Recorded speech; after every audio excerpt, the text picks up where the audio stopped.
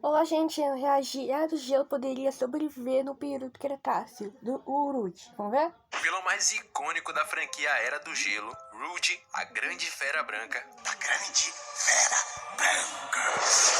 O Baryonyx branco e assustador que aterrorizou os protagonistas do filme Sem Piedade. Mas e se esse vilão gelado fosse parar no mundo real do Cretáceo? Será que ele teria a mesma fama de temível como nos filmes? Hoje vamos fazer algo diferente, testar duas versões do Rude. Primeiro o Rude do tamanho exagerado do filme, aquele monstrão colossal. Depois uma versão mais realista, do tamanho de um megaterópode real. Porque eu e você concordamos que se ele tivesse somente aquele tamanho, não ia ter graça nenhuma. Ele ia acabar com todos e bum, acabou o vídeo. Brincadeiras à parte, também vamos levar nosso amiguinho para dois lugares diferentes. A formação Weld Clay, o lar dos Baryonyx, e a formação Baaria, um lugar cheio de predadores gigantes como o famoso espinossauro. Bora descobrir se ele seria o rei do pedaço ou seria mais um peixe pequeno nesse mundo perigoso. Ancestralis. É o nome do canal. Quando falamos do Rude da Era do Gelo 3, é uma criatura que desafia qualquer noção de realidade. Um monstro que faz até os maiores dinossauros conhecidos parecerem insignificantes, para vocês terem noção. De acordo com os criadores do filme, Rude atinge impressionantes 30 metros de altura. Uma escala que o colocaria como uma das maiores criaturas terrestres de todos os tempos, superando até mesmo o lendário Argentinossauro. O comprimento total se aproximaria dos 50 metros de comprimento, e com um peso que facilmente ultrapassaria as 100 toneladas. Números que transformariam qualquer ecossistema pré-histórico em seu parquinho.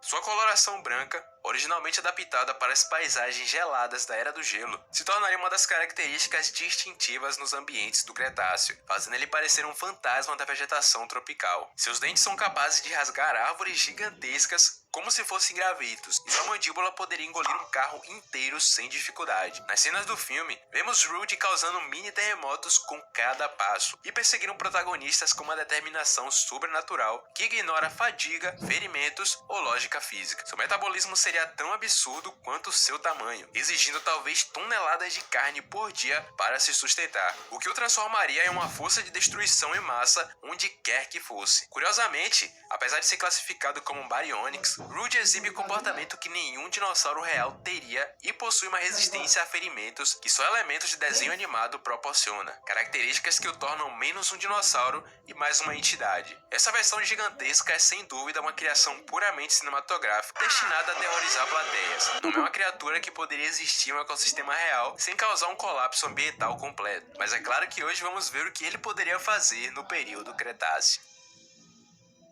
Agora vamos para o que interessa. Se o Rude gigante de 30 metros de altura fosse transportado para a formação Weld Clay, o resultado seria menos uma competição ecológica e mais um apocalipse. Esse ambiente do Cretáceo inferior, originalmente habitado por Baryonyx de tamanho normal, cerca de 8 a 9 metros, simplesmente não estariam preparados para uma criatura dessas proporções. A primeira consequência imediata seria geológica. Cada passo do Rude afundaria o solo pantanoso da formação como um pequeno terremoto, criando crateras que alterariam permanentemente a drenagem de rios e lagos da região. Sua necessidade diária de alimento, estimada em pelo menos 5 a 6 toneladas de carne, esgotaria toda a população de peixes do sistema fluvial em questão de dias, forçando a caçar os maiores herbívoros da região, como os iguanodons, que seriam engolidos inteiros como se fossem nada. Os Baryonyx originais, que normalmente dominavam esses rios como os pescadores, ficariam completamente aterrorizados e tentariam fugir da área permanentemente, ou se tornariam mais uma das vítimas do nosso gigante. Curiosamente, sua coloração branca se tornaria uma desvantagem ridícula nesse ambiente, fazendo ele parecer uma montanha ambulante que qualquer presa veria a quilômetros de distância. Em questão de semanas, a formação se transformaria em um deserto ecológico. Primeiro os peixes desapareceriam, depois os herbívoros fugiriam em pânico e finalmente os próprios predadores morreriam de fome ou seriam devorados. O Rude não sobreviveria aqui, ele destruiria e então morreria de fome, uma vítima de sua própria escala.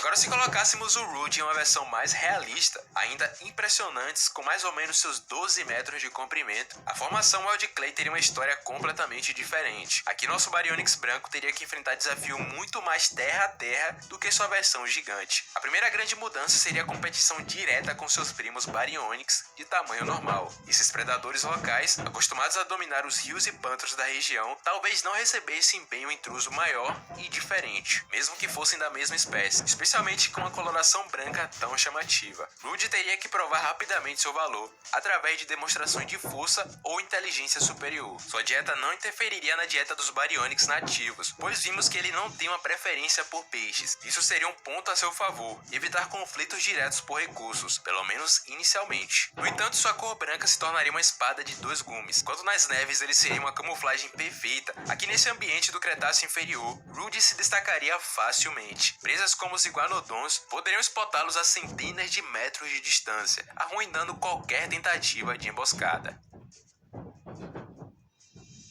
Na formação Baária, se o Rude do filme fosse transportado para lá, o resultado seria um espetáculo de destruição em escala, assim como no anterior. Essa formação do Cretáceo no Egito era o lar de alguns dos maiores predadores que já existiram. Espinossauros de 15 metros de comprimento e Carcharodontossauros de 13 metros, e outros predadores, porém menores. Mas mesmo esses gigantes pareceriam filhotes perto do Rude em versão cinematográfica. Seu simples aparecimento causaria pânico imediato. Manadas inteiras de ouranossauros fugiriam, predadores abandonariam suas caças e até os lendários espinossauros recuariam para as águas mais profundas, instintivamente reconhecendo uma ameaça além de qualquer coisa que já haviam enfrentado. O problema é que o apetite do Rude corresponderia ao seu tamanho. Em questão de dias, ele limparia as redondezas de qualquer presa de grande porte, forçando a migrar constantemente em busca de um novo alimento. Sua presença faria uma cadeia de colapsos ecológicos. Primeiro os herbívoros maiores seriam eliminados ou fugiriam da região, depois os grandes predadores morreriam de fome. Até a geografia local seria alterada. Suas passagens através das florestas criariam novas clareiras. O calor do deserto egípcio apresentaria outro problema. Sua coloração branca, adaptada para climas mais frios, o tornaria vulnerável à insolação e superaquecimento, possivelmente forçando a passar a maior parte do dia submerso em águas mais profundas, o que ironicamente o colocaria em confronto direto com os espinossauros em seu próprio habitat. Esses encontros aquáticos seriam espetaculares para o Rude. Enquanto o espinossauro era um nadador especializado, o tamanho absoluto de Rude lhe daria uma vantagem esmagadora, possivelmente levando à rápida extinção desses icônicos predadores.